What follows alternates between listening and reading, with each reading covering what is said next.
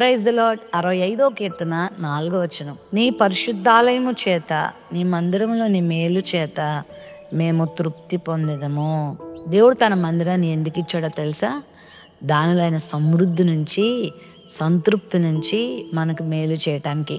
దేవుని ఆలయాన్ని ఆశ్రయించిన ప్రతిసారి నువ్వు ఖచ్చితంగా మేలు పొందుతావు. ఆయన మందిరంలో మేలుంది. వెళ్తున్నావా దేవుని మందిరంలోనికి?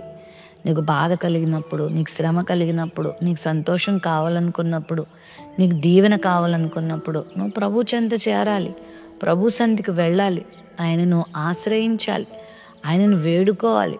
నేను ఆయన ఏర్పాటు చేసుకున్నాడు కనుక, నిన్ను చేర్చుకోవాలని ఆశపడుతున్నాడు కనుక నీకు ఆయన మందిరాన్ని ఏర్పాటు చేశాడు. దేవుని మందిరానికి వెళ్ళు.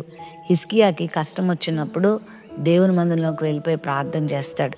యెహోషాపాతుకి కష్టం వచ్చినప్పుడు దేవుని మందిరంలోకి వెళ్ళిపోయి ప్రార్థన చేస్తాడు. హన్నా కృంగిపోయినప్పుడు, హన్నాకి ఏం చేయాలో అర్థం కాక అయోమయ స్థితిలో, చాలా కృంగిపోయిన స్థితిలో, దుఃఖంతో ఉన్నప్పుడు దేవుని మందిరంలోకి వెళ్ళి ప్రార్థన చేసుకుంది.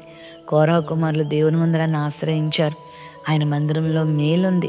నీ కష్టమైనా నష్టమైనా నువ్వు దేవుని సన్నిధిలోకి వచ్చి ప్రార్థించినప్పుడు, ఆయన మందిరంలో ఆరాధించినప్పుడు గొప్ప కార్యాలు చూస్తావు. సమూయేలైతే దేవుని మందిరంలో బాల్యం నుండి పరిచర్య చేశాడు.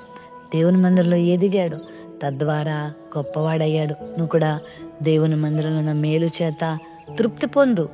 ఆయన మందిరంలో ఉన్నటువంటి మేలును పొందుకో. ఆయన మందిరానికి దూరం అవ్వద్దు, ఆయన సంఘానికి దూరం అవ్వద్దు, దేవుని సేవకులకు దూరంగా వెళ్ళిపోవద్దు. దేవుని మందిరంలో గడుపు. ఆశీర్వదించబడతావు, దీవించబడతావు. ఈరోజు మేలు కొరకు ఎదురు చూస్తున్నావా? విజయం కొరకు ఎదురు చూస్తున్నావా?